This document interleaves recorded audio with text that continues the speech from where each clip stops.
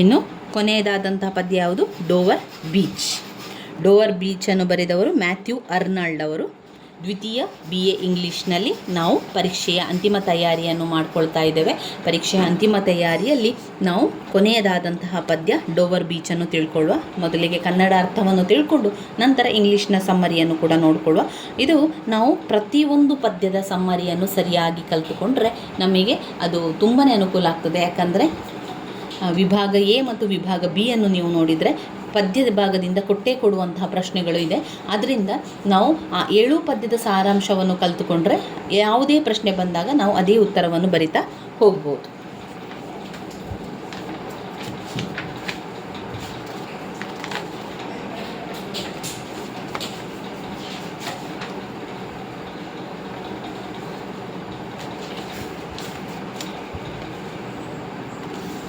ಇಲ್ಲಿ ನಾನು ಬರೆದಿರುವಂತಹ ಸಮ್ಮರಿ ಅಂದರೆ ಪಾಯಿಂಟ್ಸ್ ರೀತಿಯಲ್ಲಿ ಬರ್ಕೊಂಡು ಓದ್ಕೊಂಡಿರುವಂಥದ್ದು. ಕೆಲವೊಂದಿಷ್ಟನ್ನು ತುಂಬ ದೊಡ್ಡದಾದ ಸಮ್ಮರಿಯನ್ನು ಬರ್ಕೊಂಡಿದ್ದೇನೆ. ಇನ್ನು ಕೆಲವೊಂದನ್ನು ನಾನು ಪಾಯಿಂಟ್ಸ್ ರೀತಿಯಲ್ಲಿ ಬರೆದು ಓದಿರುವಂಥದ್ದು. ಪಾಯಿಂಟ್ಸ್ ರೀತಿಯಲ್ಲಿ ಬರೆದು ಓದಿರುವಂಥದ್ದು ಯಾಕೆ ಅಂತ ಹೇಳಿದರೆ ನನಗೆ ಓದಲಿಕ್ಕೆ ಸುಲಭ ಆಗಲಿ ಎನ್ನುವ ಕಾರಣದಿಂದಾಗಿ ಬರ್ಕೊಂಡಿರುವಂಥದ್ದು. ಈ ಎಲ್ಲ ಸಮ್ಮರಿಯನ್ನು ನಾನು ಮಾಡ್ಕೊಂಡಿದ್ದೇನೆ. ಇದು ನನ್ನ ಅನುಕೂಲಕ್ಕಾಗಿ ನಾನು ಮಾಡ್ಕೊಂಡಿರುವಂಥದ್ದು. ಇವತ್ತು ನಿಮಗೆ ನಾನು ಅದನ್ನು ತೋರಿಸ್ತಾ ಇದ್ದೇನೆ, ಕೊಡ್ತಾ ಇದ್ದೇನೆ ಅಂತ ಹೇಳಿದರೆ ನಿಮಗೂ ಕೂಡ ಒಂದು ಸ್ವಲ್ಪ ಉಪಯೋಗ ಆಗಲಿ, ಎಲ್ಲೋ ಒಂದು ಕಡೆ ನೀವು ಕೂಡ ಓದ್ಕೊಳ್ಳಿಕ್ಕೆ ಕಷ್ಟಪಡ್ತಾ ಇದ್ದೀರಿ ಅಂತ ನನಗೆ ಅನಿಸಿದಾಗ ನಾನು ಕೂಡ ಇದನ್ನು ನಿಮಗೂ ಕೂಡ ಒಂದು ಸಹಾಯ ಆಗಲಿ ಎನ್ನುವ ಕಾರಣದಿಂದಾಗಿ ನಾನು ಬರೆದಿರುವಂತಹ ನನ್ನ ಅನುಕೂಲಕ್ಕಾಗಿ ಬರೆದಿರುವಂತಹ ಪಾಯಿಂಟ್ಸ್ಗಳನ್ನು ಸಮ್ಮರಿಯನ್ನು ನಿಮಗೂ ಕೂಡ ಹೇಳ್ತಾ ಇರುವಂಥದ್ದು. ಇನ್ನು ಎಷ್ಟೋ ಜನರಿಗೆ ಈ ಒಂದು ಸಮ್ಮರಿ ನಿಮಗೆ ಇದು ಕಷ್ಟ ಅಂತ ಅನ್ನಿಸ್ಬೋದು, ಅಥವಾ ನಿಮಗೆ ಇದು ಓದ್ಕೊಳ್ಳಿಕ್ಕೆ ಅನುಕೂಲ ಅಲ್ಲ ಅಂತ ಅನ್ನಿಸ್ಬೋದು. ನೀವು ಬೇರೆ ಪುಸ್ತಕಗಳನ್ನು ಅಥವಾ ಬೇರೆ ಕಡೆಗಳಲ್ಲಿ ಅಥವಾ ಗೂಗಲಲ್ಲಿ ಸರ್ಚ್ ಮಾಡಿ ಕೂಡ ನೀವು ನಿಮ್ಮದೇ ಆದ ಸಮ್ಮರಿಯನ್ನು ಮಾಡಿಕೊಳ್ಳಿ. ನೀವು ನೋಟ್ಸ್ ಮಾಡುವಂಥದ್ದು ಅಂದರೆ ನೀವೇ ತಯಾರಿಯನ್ನು ಮಾಡಿಕೊಳ್ಳುವಂಥದ್ದು. ಯಾವ ರೀತಿ ನಾನಿಲ್ಲಿ ನನ್ನ ಅನುಕೂಲಕ್ಕಾಗಿ ನನ್ನ ಓದಿಗಾಗಿ ನಾನು ತಯಾರಿಯನ್ನು ಮಾಡಿಕೊಂಡಿದ್ದೇನೋ ಅದೇ ರೀತಿಯಾಗಿ ನೀವು ಮಾಡಿಕೊಳ್ಳುವಂಥದ್ದೇ ನೋಟ್ಸ್ ಆಗಿರ್ತದೆ. ಇಲ್ಲಿ ನಾವು ಮಾಡಿರುವಂತಹ ನೋಟ್ಸ್ ಎಲ್ಲರಿಗೂ ಕೂಡ ಖುಷಿಯಾಗಬೇಕು ಅಂತ ಏನೂ ಇಲ್ಲ, ಅಥವಾ ನಾವು ಮಾಡಿರುವಂಥ ನೋಟ್ಸ್ ಇನ್ನೊಬ್ಬರಿಗೆ ಸುಲಭ ಆಗ್ತದೆ ಅಂತ ಏನೂ ಇಲ್ಲ. ನಮಗೆ ಸುಲಭ ಆಗಲಿ, ಅನುಕೂಲ ಆಗಲಿ ಎನ್ನುವಂಥದ್ದು ಮಾಡಿರುವಂಥದ್ದು. ಈಗ ನಿಮಗೂ ಕೂಡ ಅದರಿಂದ ಸಹಾಯ ಆಗಲಿ. ಪ್ರತಿಯೊಬ್ಬರೂ ಕೂಡ ಪದವಿಯನ್ನು ಮಾಡಿಕೊಳ್ಬೇಕು, ಪ್ರತಿಯೊಬ್ಬರೂ ಕೂಡ ಇಂಗ್ಲೀಷ್ನಲ್ಲಿ ಪಾಸ್ ಆಗಬೇಕು ಎನ್ನುವ ಕಾರಣದಿಂದಾಗಿ ನಾನು ನಿಮಗೆ ಇದನ್ನು ಕೊಡ್ತಾ ಇರುವಂಥದ್ದು. ನನಗೆ ಎಷ್ಟು ಸಾಧ್ಯವೋ ಅಷ್ಟನ್ನು ನಾನು ವಿವರಿಸಲಿಕ್ಕೆ ಪ್ರಯತ್ನಿಸ್ತೇನೆ. ಇದರಲ್ಲಿ ತಪ್ಪುಗಳಿದ್ದರೆ ನನ್ನನ್ನು ಖಂಡಿತವಾಗಿ ನೀವು ಕ್ಷಮಿಸಿ. ನನಗೆ ನಿಮಗೆ ಎಷ್ಟು ವಿವರಿಸಲಿಕ್ಕೆ ಸಾಧ್ಯವೋ ಅಷ್ಟನ್ನು ವಿವರಿಸ್ತಾ ಇದ್ದೇನೆ. ನಾನು ಕೂಡ ನಿಮ್ಮಂತೆ KSOU ವಿದ್ಯಾರ್ಥಿಯಾಗಿರುವಂಥದ್ದು. ತುಂಬ ಜನ ಒಬ್ಬರು ಕೇಳಿದಿರಿ, ನಾನು KSOUನ ಅಧ್ಯಾಪಕಿ ಅಲ್ಲ, ನಾನು KSOUನ ವಿದ್ಯಾರ್ಥಿ ಅಷ್ಟೇ. ಅದರಿಂದ ನನಗೆ ಸಾಧ್ಯ ಆದಷ್ಟು ರೀತಿಯಲ್ಲಿ ನಿಮಗೆ ಕೂಡ ನಾನು ವಿವರಿಸ್ತಾ ಇರುವಂಥದ್ದು. ನನಗೆ ಕೂಡ ಸಮಯದ ಅಭಾವವಿದೆ, ನನಗೂ ಕೂಡ ವಿಡಿಯೋಗಳನ್ನು ಮಾಡಲಿಕ್ಕೆ ಸಮಯ ಇಲ್ಲ. ಆದರೂ ಕೂಡ ಕೆಲವೊಂದಿಷ್ಟು ಸಮಯವನ್ನು ಹೊಂದಿಸಿಕೊಂಡು ಕೆಲವೊಂದು ವಿಡಿಯೋಗಳನ್ನು ಮಾಡ್ತಾ ಇರುವಂಥದ್ದು. ಸಾಧ್ಯ ಆದಷ್ಟು ಮಟ್ಟಿಗೆ ನಿಮಗೆ ನಾನು ಆ ವಿಡಿಯೋಗಳನ್ನು ಮಾಡ್ತಾ ಹೋಗ್ತೇನೆ. ಇನ್ನು ದ್ವಿತೀಯ BA ಇಂಗ್ಲೀಷ್ನಲ್ಲಿ ಕೊನೆಯದಾದ ಪದ್ಯ ಡೋವರ್ ಬೀಚ್. ಡೋವರ್ ಬೀಚಿನ ನಿಮಗೆ ಇಲ್ಲಿ ಪದ್ಯವನ್ನು ನೋಡಿಕೊಳ್ಳಿ. ಇಲ್ಲಿ ಡೋವರ್ ಬೀಚ್ ಅಂದರೆ ಸಮುದ್ರದ ಅಲೆಗಳ ಸೈಡ್, ಸಮುದ್ರದ ಹತ್ತಿರ ಇರುವಂತಹ ಒಂದು ವಿಚಾರ. ಇಲ್ಲಿ ಲೇಖಕರು ಸಮುದ್ರವನ್ನು ನೋಡ್ತಾ ಅವರ ಒಂದು ಭಾವನೆಗಳನ್ನು ತಮ್ಮ ಪತ್ನಿಯಲ್ಲಿ ಹೇಳುವಂಥ ವಿಚಾರ ಆಗಿದೆ. ಗ್ರೀಕ್ನಲ್ಲಿ ಬರುವ ಸಮುದ್ರ. ಇಲ್ಲಿ ಲೇಖಕರು ಗ್ರೀಕ್ನಲ್ಲಿದ್ದಾರೆ. ಆ ಗ್ರೀಕ್ನಲ್ಲಿ ಸಮುದ್ರ ತೀರದಲ್ಲಿ ಒಂದು ರೂಮಲ್ಲಿ ಮನೆಯಲ್ಲಿದ್ದಾರೆ. ಆ ಮನೆಯಿಂದ ಕಿಟಕಿಯಿಂದ ನೋಡ್ತಾ ಸಮುದ್ರವನ್ನು ನೋಡ್ತಾ ಇದ್ದಾರೆ. ಆ ಸಮುದ್ರದ ಅಲೆಗಳ ಬಗ್ಗೆ ಅವರು ಮಾತನಾಡ್ತಾ ಇದ್ದಾರೆ. ಗ್ರೀಕ್ನಲ್ಲಿ ಬರುವ ಸಮುದ್ರದ ಅಲೆಗಳ ಸ್ವರ ಲೇಖಕರಿಗೆ ಕೇಳ್ತಾ ಇದೆ. ಆ ಸ್ವರ ಒಂದು ದುಃಖದಲ್ಲಿ ಕೇಳ್ತಾ ಇದೆ. ಆ ಸ್ವರ ಅತ್ತ ರೀತಿಯಲ್ಲಿ ಕೇಳ್ತಾ ಇದೆ, ನೋವಲ್ಲಿದ್ದ ರೀತಿಯಲ್ಲಿ ಕೇಳ್ತಾ ಇದೆ. ಒಬ್ಬ ಮನುಷ್ಯನ ಬೇಸರ, ಮನುಷ್ಯನ ದುಃಖ ಲೇಖಕರಿಗೆ ಇಲ್ಲಿ ಕೇಳ್ತಾ ಇದೆ. ಮನುಷ್ಯನ ದುಃಖ ಅದು ಹೇಳ್ತಾ ಇದೆ ಅಂತ ಲೇಖಕರು ವಿವರಿಸುವಂಥ ಪದ್ಯ.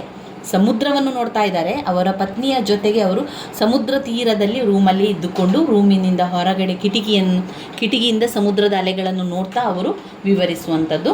ಮನುಷ್ಯರಲ್ಲಿ ಇರುವ ಒಳ್ಳೆಯತನ ನಿಧಾನದಲ್ಲಿ ಮಾಯವಾಗ್ತಾ ಇದೆ. ತನ್ನ ಹೆಂಡತಿಯಲ್ಲಿ ಹೇಳ್ತಾ ಇದ್ದಾರೆ, ನೋಡು ಆ ಸಮುದ್ರದ ಅಲೆಗಳು ನನಗೆ ಮನುಷ್ಯನ ದುಃಖವನ್ನು ಕೇಳಿಸ್ತಾ ಇದೆ, ದುಃಖದಿಂದ ಹೇಳುವ ರೀತಿಯಲ್ಲಿ ಹೇಳ್ತಾ ಇದೆ, ಅದು ಸ್ವರ ಬರ್ತಾ ಇದೆ ಅಂತ. ಮನುಷ್ಯ ಒಳ್ಳೆಯವನೇ ಸರಿ, ಆದರೆ ಮನುಷ್ಯನ ಆ ಒಳ್ಳೆಯತನ ನಿಧಾನದಲ್ಲಿ ಮಾಯವಾಗ್ತಾ ಇದೆ, ಅವನ ನಂಬಿಕೆ ಬರಿದಾಗ್ತಾ ಇದೆ. ಅಂದರೆ ಕವಿ ಇಲ್ಲಿ ತನ್ನ ಪತ್ನಿಗೆ ಹೇಳ್ತಾ ಹೇಳುವಂಥದ್ದು, ನಾವು ಒಬ್ಬರಿಗೊಬ್ಬರು ನಂಬಿಕೆಯಲ್ಲಿ ಇರುವ ಈ ಲೋಕದಲ್ಲಿ ನಿಜವಾದ ಪ್ರೀತಿ, ನಂಬಿಕೆ ಇಲ್ಲ, ಶಾಂತಿಯೇ ಇಲ್ಲ ಈ ಲೋಕದಲ್ಲಿ. ಲೇಖಕರ ಅನುಭವ ಅಂತ ಹೇಳಿದರೆ, ಲೇಖಕರು ಪತ್ನಿಯ ಜೊತೆಗೆ ಹೇಳ್ತಾರೆ, ನಾವು ಇಬ್ಬರು ಒಬ್ಬರಿಗೊಬ್ಬರು ನಂಬಿಕೆಯಲ್ಲಿರಬೇಕು, ಕೊನೆಯ ತನಕ ನಾವು ಒಬ್ಬರಿಗೊಬ್ಬರು ನಂಬಿಕೆಯಲ್ಲಿರಬೇಕು. ಈ ಲೋಕದಲ್ಲಿ ಯಾರನ್ನು ನಂಬಬೇಕು, ಯಾರನ್ನು ಬಿಡಬೇಕು ಅಂತ ಅರ್ಥನೇ ಆಗ್ತಾ ಇಲ್ಲ. ಈ ಲೋಕದಲ್ಲಿ ನಿಜವಾದ ಪ್ರೀತಿ ಮಾಯ ಆಗ್ತಾ ಇದೆ, ನಿಜವಾದ ನಂಬಿಕೆ ಮಾಯ ಆಗ್ತಾ ಇದೆ, ನಿಜವಾದ ನಂಬಿಕೆ ಇಲ್ಲ, ಶಾಂತಿ ಇಲ್ಲ ಅಂತ ಹೇಳುವಂಥದ್ದು. ಅಂಧಕಾರದಲ್ಲಿದ್ದೇವೆ ನಾವೆಲ್ಲರೂ ಕೂಡ, ಒಬ್ಬರಿಗೊಬ್ಬರು ಅರ್ಥ ಮಾಡ್ಕೊಳ್ತಾ ಇಲ್ಲ, ಅಂಧಕಾರದಲ್ಲಿದ್ದೇವೆ. ಯಾವುದನ್ನು ನಂಬಬೇಕು, ಯಾವುದನ್ನು ನಂಬಬಾರ್ದು ಅಂತ ಲೇಖಕರಿಗೀಗ ಗೊತ್ತಾಗ್ತಾ ಇಲ್ಲ.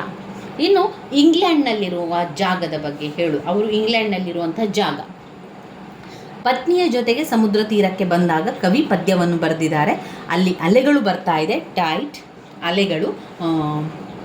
ಅಲ್ಲಿ ಆ ಸಮುದ್ರ ಫ್ರಾನ್ಸಿನ ಸಿಟಿಯ ದೀಪಗಳು ಡೋವರ್ ಬೀಚಿಂದ ಕಾಣ್ತಾ ಇದೆ. ಡೋವರ್ ಬೀಚ್, ಫ್ರಾನ್ಸ್ ಸಿಟಿ ಸ್ವಲ್ಪ ದೂರದಲ್ಲಿದೆ. ಆ ಫ್ರಾನ್ಸ್ ಸಿಟಿಯ ಬೀದಿ ದೀಪಗಳಿದೆಯಲ್ಲ, ಎತ್ತರದಲ್ಲಿ ಇರುವಂತಹ ಬೀದಿ ದೀಪಗಳಿಂದ ಬರುವಂತಹ ಬೆಳಕು ಈ ಸಮುದ್ರಕ್ಕೆ ಹೊಡಿತಾ ಇದೆ. ಆ ಸಮುದ್ರ ಅದು ಶೈನಿಂಗ್ ಆಗ್ತಾ ಇದೆ, ಹೊಳಿತಾ ಇದೆ, ಅದು ಮಿನುಗ್ತಾ ಇದೆ. ಅಲ್ಲಿರುವಂಥ ಬಂಡೆಕಲ್ಲುಗಳಿಗೆ ಮೇಲೆಲ್ಲ ಫ್ರಾನ್ಸಿನ ಸಿಟಿಯ ದೀಪಗಳು, ಲೈಟ್ಗಳು ಎಲ್ಲ ಬಂದು ಬಂಡೆಯ ಮೇಲೆ ಬಿದ್ದು ಆ ಬಂಡೆಯ ಮೇಲೆ ಎಲ್ಲ ಹೊಳಿತಾ ಇದೆ, ಶೈನಿಂಗ್ ಬರ್ತಾ ಇದೆ. ಲೇಖಕರು ಕರೀತಾ ಇದ್ದಾರೆ, ನೋಡು ಕಿಟಕಿಯ ಹತ್ತಿರ ಬಾ, ಸಮುದ್ರವನ್ನೊಮ್ಮೆ ನೋಡು, ಆ ತೆರೆಯನ್ನೊಮ್ಮೆ ನೋಡು, ನಿನಗೇನು ಅನಿಸ್ತದೆ ಅಂತ ಹೇಳ್ತಾರೆ. ಬೆಳ್ಳಿಯ ಪದರ ಕಾಣ್ತಾ ಇದೆ. ಆ ತೀರದಲ್ಲಿ ಒಮ್ಮೆ ಬಿದ್ದಂಥ ಕಲ್ಲು ಇದೆಯಲ್ಲ, ಅಲೆಗಳ ಮುಖಾಂತರ ಒಮ್ಮೆ ಒಳಗೆ ಬರ್ತದೆ, ಒಮ್ಮೆ ತೆರೆಯ ಒಳಗಡೆ ಹೋಗ್ತದೆ, ಒಮ್ಮೆ ಹೊರಗೆ ಬರ್ತದೆ, ಒಮ್ಮೆ ಒಳಗೆ ಹೋಗ್ತದೆ ಕಲ್ಲುಗಳೆಲ್ಲ. ಇದೆಲ್ಲ ಆಗ್ತಾನೇ ಇರ್ತದೆ ಈ ಒಂದು ರೀತಿ. ಈ ತೀರದಲ್ಲಿ ಬಿದ್ದ ಕಲ್ಲುಗಳು ಅಲೆಗಳನ್ನು ಅಪ್ಪಳಿಸ್ತಾ ಇದೆ. ಈ ಕಲ್ಲುಗಳನ್ನು ತಗೊಂಡು ಹೋಗಿ ಪುನಃ ಅದೇನು ಮಾಡ್ತದೆ, ದಡಕ್ಕೆ ತಂದು ಹಾಕ್ತದೆ, ಒಮ್ಮೆ ಒಳಗೆ ತೆಗೆದುಕೊಂಡು ಹೋಗ್ತದೆ. ಇದೇ ರೀತಿ ನಿರಂತರ ಕ್ರಿಯೆ ಆ ಒಂದು ಸಮುದ್ರದಲ್ಲಿ ಆಗ್ತಾ ಇದೆ. ಆ ಅಲೆಗಳಲ್ಲಿ ಬೇಸರನಾದ ಕೇಳ್ತಾ ಇದೆ, ಲೇಖಕರಿಗೆ ಆ ಬೇಸರದ ಧ್ವನಿ ಕೇಳ್ತಾ ಇದೆ ಅಂತ ಹೇಳುವಂಥದ್ದು. ಇಲ್ಲಿ ಮುಖ್ಯವಾಗಿ ಈ ರೀತಿಯಾಗಿ ನಾನು ಪಾಯಿಂಟ್ಸನ್ನು ಬರ್ಕೊಂಡಿದ್ದೇನೆ ನೋಡಿ. 2 of them need to treat each other with honesty and authenticity. ಅವ್ರು ಹೇಳುವಂಥದ್ದು, ಲೇಖಕರು ಪತ್ನಿಯ ಜೊತೆ ನಾವು ಒಬ್ಬರಿಗೊಬ್ಬರು ಹಾನೆಸ್ಟಿ ಆಗಿರಬೇಕು, ಪ್ರಾಮಾಣಿಕತೆಯಿಂದ ಇರಬೇಕು, ಆಮೇಲೆ ಅಥೆಂಟಿಸಿಟಿ ಇರಬೇಕು. ನಾವು ನಮ್ಮೊಳಗೆ ನಾವು ಒಬ್ಬರನ್ನೊಬ್ಬರನ್ನು ಅರ್ಥ ಮಾಡ್ಕೊಳ್ಬೇಕು. ಈ ಸಮಾಜದಲ್ಲಿ ಯಾರನ್ನು ನಂಬಬೇಕು ಬಿಡಬೇಕು ಅಂತ ಅರ್ಥ ಆಗ್ತಾ ಇಲ್ಲ. ಎಷ್ಟೋ ಮೋಸಗಳು, ಎಷ್ಟೋ ವಂಚನೆಗಳು ನಡೀತಾ ಇದೆ, ಶಾಂತಿಯೇ ಇಲ್ಲ. ಜನರು ಏನಾಗ್ತಾರೆ, ಒಳ್ಳೆತನ ತುಂಬಾ ಜನರಿಗಿರ್ತದೆ, ಆದರೆ ಆ ಒಳ್ಳೆತನ ನಿಧಾನದಲ್ಲಿ ಮಾಯ ಆಗ್ತಾ ಇದೆ. Dream like qualities of variety, beauty and newness doesn't actually offer joy, love or clarity. Can it provide certainly peace or relief from pain? ಯಾವುದೆಲ್ಲ ವಿಚಾರವನ್ನು ಹೇಳ್ತಾ ಇದ್ದಾರೆ ಅಂದರೆ, ಪಾಯಿಂಟ್ ನಂಬರ್ 1, ಸ್ಯಾಡ್ ಸೌಂಡ್. ಲೇಖಕರು ಹೇಳ್ತಾ ಇದ್ದಾರೆ, ನನಗೆ ಅಲೆಗಳಿಂದ ಮನುಷ್ಯನ ದುಃಖ ಕೇಳಿಸ್ತಾ ಇದೆ. ಆ ಅಲೆಗಳು ದುಃಖದಿಂದ ಬರ್ತಾ ಇರುವ ರೀತಿಯಲ್ಲಿ ನನಗೆ ಕೇಳಿಸ್ತಾ ಇದೆ, ಸ್ಯಾಡ್ ಸೌಂಡ್ ಕೇಳಿಸ್ತಾ ಇದೆ. ಇದು ನಾನೇ ಮಾಡಿರುವಂತಹ ಪಾಯಿಂಟ್ಸ್ಗಳು, ಇದು ನನ್ನ ಅನುಕೂಲಕ್ಕಾಗಿ. ಇಲ್ಲಿ ಅವರು ಕೊಟ್ಟಿರುವಂಥ ಪಾಯಿಂಟ್ಸ್ಗಳಲ್ಲ, ಅಂದರೆ ಪದ್ಯದಲ್ಲಿ ಇರುವಂತಹ ಪಾಯಿಂಟ್ಸ್ಗಳನ್ನು ಆಯ್ಕೆ ಮಾಡಿಕೊಂಡು ನಾನು ಬರೆದಿರುವಂಥದ್ದಿಲ್ಲಿ ನೋಡಿ. ಇಲ್ಲಿ ಬರುವಂಥ ವಿಚಾರಗಳನ್ನು ನಿಮಗೆ ನೋಡಿದರೆ ಗೊತ್ತಾಗ್ತದೆ. ಇನ್ನು 2ನೇ point, Moon reflecting on the water. ಆ ಒಂದು ಚಂದ್ರನ ಬೆಳಕು ಇದೆಯಲ್ಲ, ಆ ನೀರಿಗೆ ರಿಫ್ಲೆಕ್ಟ್ ಆಗ್ತಾ ಇತ್ತು, ಹೊಳಿತಾ ಇತ್ತು ಆ ನೀರು. 3, ಸಾರೋ ಆಫ್ ಹ್ಯುಮ್ಯಾನಿಟಿ.